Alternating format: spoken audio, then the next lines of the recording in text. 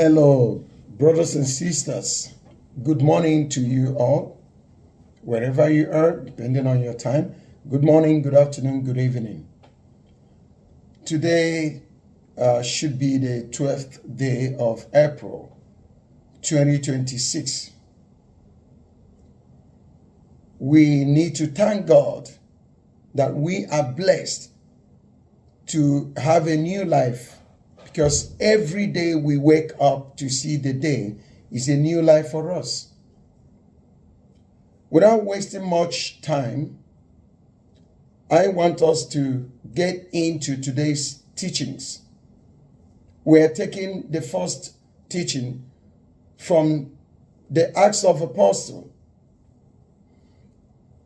chapter 2, from verse 42 to 47. It talked about mainly the goodness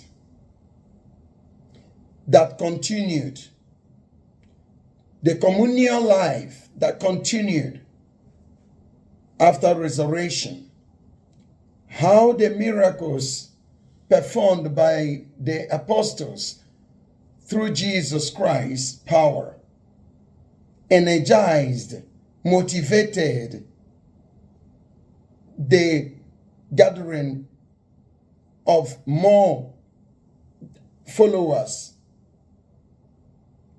to go according to Jesus Christ's teachings. That's what this Acts of Apostles, chapter 2, from verse 42 to 47, summarizingly talked about. How people live together, share what they have, sell their private belongings. They were not discouraged to do that. They were motivated and give out generously. They did not hide anything. They live in harmony. But look at us today. We are not following that practice, that pattern of life. Instead, everybody is self-centered, thinking about how to enrich themselves only and let others to suffer and lavish in pain. Instead, we show power, control over others.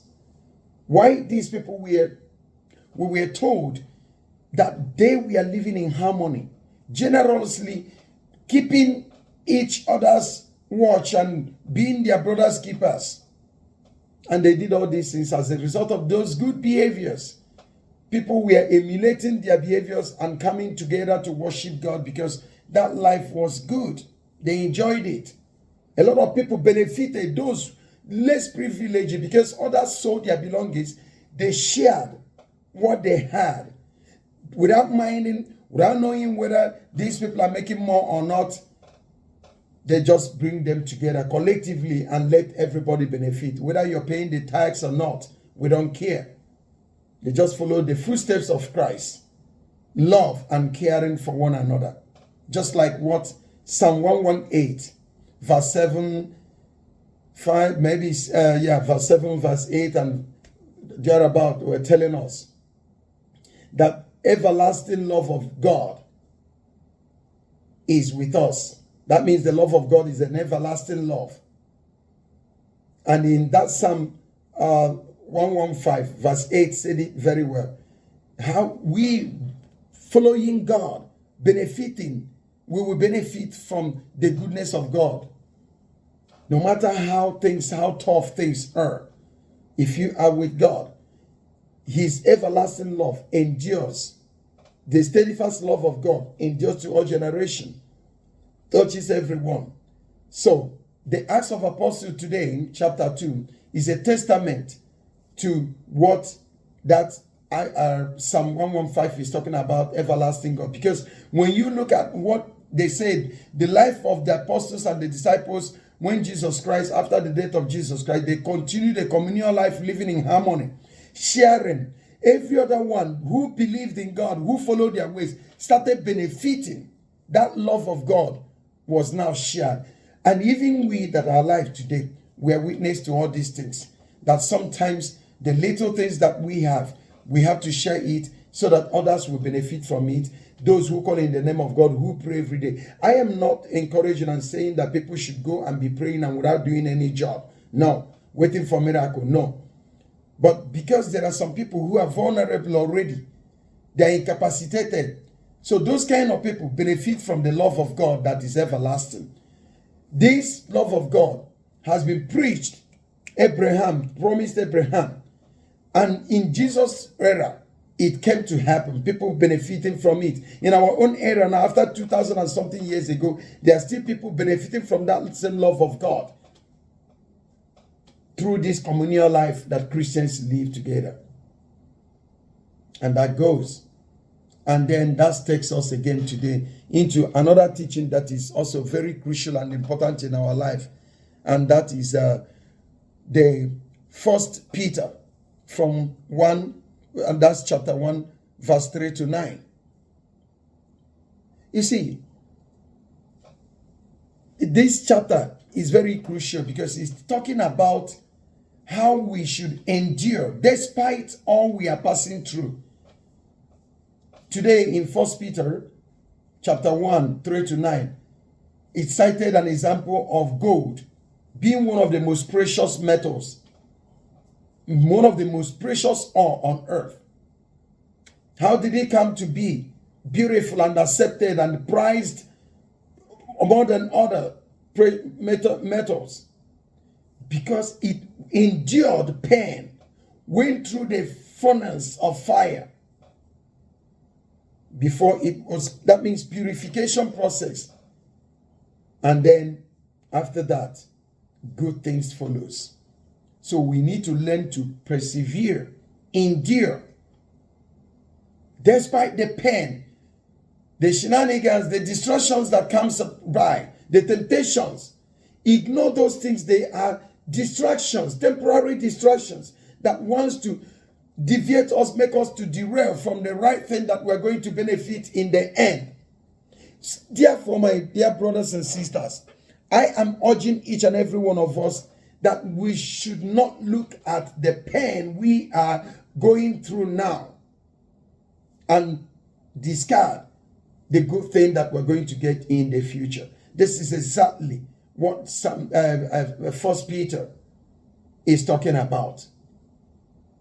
Please, it is very, very necessary for us to look at all these things, teachings, reading the Bible, the Word of God.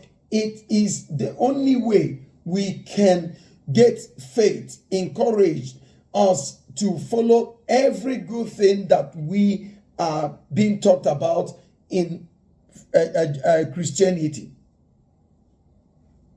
So I urge each and every one of us that do not give in. Do not be dismayed. Remember, do not be discouraged. I always say this. The first book of Joshua, chapter 1, the book of Joshua, chapter 1, from verse 1 to 9, it says, never be discouraged. Never be discouraged. 3 times he said it. Do not let any temptation, any trials to pull you down. That when you keep up doing, obeying all the commandments of the Lord, what follows? There is a promise of success, prosperity in this life. And even in the life ahead of us that we're going to meet. Jesus Christ's death, suffering, the process of the cross is a testament to all these things. He endured everything, endured the pain, endured all these things. In the end, it is through his name that people are going to be saved. And that same promise God made through his son, also made to us. We have benefited from it. And our own good thing is awaiting for us in the end, if only we can endure the pain now. There is no way this life is going to be smooth. Christ said it, that those who want to follow me, that a son of man has no place to lay his head.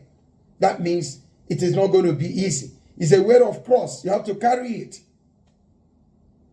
Please, my dear brothers and sisters, let us use exactly what is happening in the Bible, what we read from the book of every chapters in the Bible. Let's look at them and use them as example way of life Those things there are that's why I call the Bible the manual book of life. When you look at all those things, read them, you will understand how to navigate this, our life here.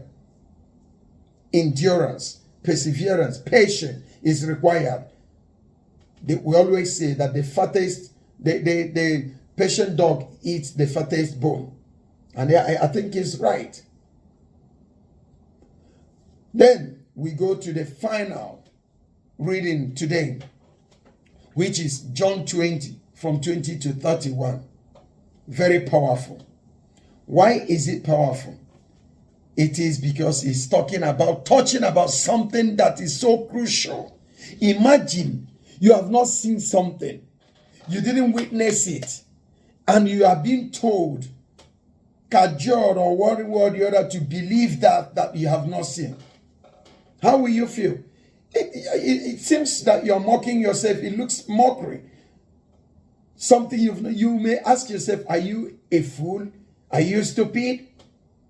Something that you don't know anything about, and somebody is saying, trust and believe, sacrificing everything in order to believe something that you don't know whether it's true or not. My dear, this is one of the hardest thing. For example, an elite, an educated person, a literate mind will never believe and go through this way, because every literate mind, every man that has a common sense will always do what we call critical thinking. But believing something that you do not know, you don't see, means you may be called a fool. That's why God said that those who know Christ has now become foolish in order to be what? Wise. You become foolish in order to be wise. And what is it? Believing when you have not seen. That means all intelligence, the cognitive ability that you always boast that you have a very high cognitive ability, they are all thrown away because you lack critical thinking. There is no thinking, intellectual intelligence in you. I mean, cognitive intelligence is not in you. In everything, even emotional intelligence, everything, you lack them. You have thrown them away, sacrificed them and thrown them away in order to trust, to believe someone. Is that possible? I'm not blaming Thomas, who said, no, until I see. That's normal. But do you know what? That person that you do not know, did not witness, you're not seeing, you still believe. And even though that you're not with that person now, and you have strong belief that he is going to do this for you, and you still have a happiness and a joy that you're believing in something that you did not see, and there is a kind of joy, kindness, ecstasy that goes in your mind that is inexplainable. You cannot explain it. Impossible to explain how you feel that kind of a joy. Something you didn't see but you believe. And you keep doing, following, obeying. That is exactly what John 20 is talking about, that those who did not see but believe shall be happy. And I think it now goes to the question that many people ask sometimes. They ask to me, some of my friends, because I have lots of friends that are atheists, they don't believe in God. They said, what if in the end, all these things you people are doing here, you are being fooled by the Westerners and those people who gave you the narrative that there is God? That forget all those things, worship your ancestors, there is nothing like God. What if in the end you find out that you were fooled all through? You didn't enjoy anything. You know what my response to all those people? My response always is that at least if life didn't give me all that I need, require, let me be happy that I'm alive. And what does that mean? That the time that I do good things, the time I follow the teachings of Jesus Christ, I did not lose anything. I feel no bad. I feel no grudges. I feel free in my heart. When I forgive one another, who offend me, I feel happy. I feel that I'm being relieved of a pain. When I share what I have and give to the needy, the vulnerable ones among them, among us, help them, lift them up, I feel so happy within myself, feel so satisfied when I didn't eat, but seeing another person eating, benefiting something from me. Using my condition to solve people's problem makes me feel so happy.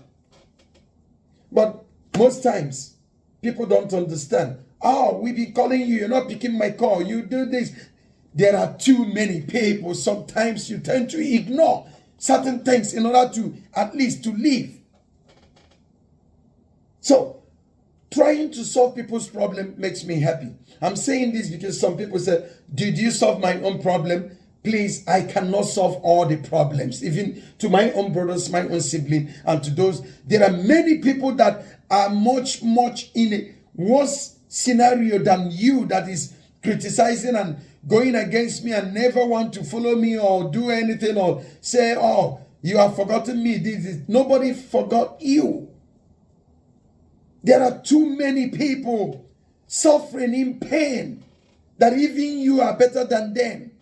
And we first of all do what we call prioritizing the needs. So when I prioritize those needs of the most vulnerable ones among us, I feel so happy. So there's no need for me to regret if in the end there is no way we are going to get something above except what is happening now. So I will not regret that I did not go through that journey of the immediate satisfaction. Please, my dear brothers and sisters, let us emulate the good things, as was said in 1 Peter, that in Acts of Apostles, that others were motivated and many people followed the behavior that attracted them. So it is leadership by example. Let us show good example to one another and follow the footsteps of Christ. Everything about Christ is good. I'm being sincere to you. Everything about God is good. I'm being sincere to you. I am a living witness. When you do good, when you follow the teachings of Jesus Christ, though things are tough, but I tell you the reality, you will not feel that toughness so severe. You will pass through them as if nothing happened. This is what I want to tell you, brothers and sisters. I am following that way.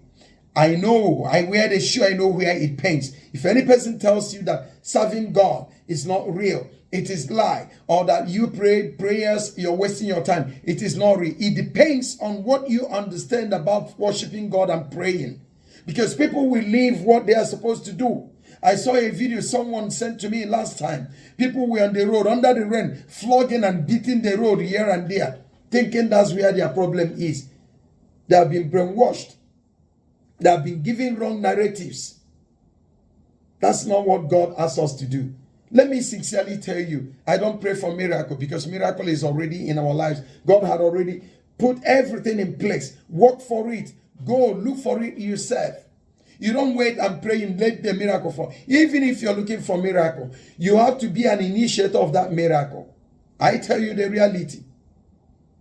So this thing we are talking about, when you believe in something that you do not see, but believe in it, the initiator, the creator, the founder of that ordinance will definitely not leave you unblessed. No, you must be blessed because he believes or she believes that you followed my ordinance that you do not know anything about. I will not disappoint you. This is God for you.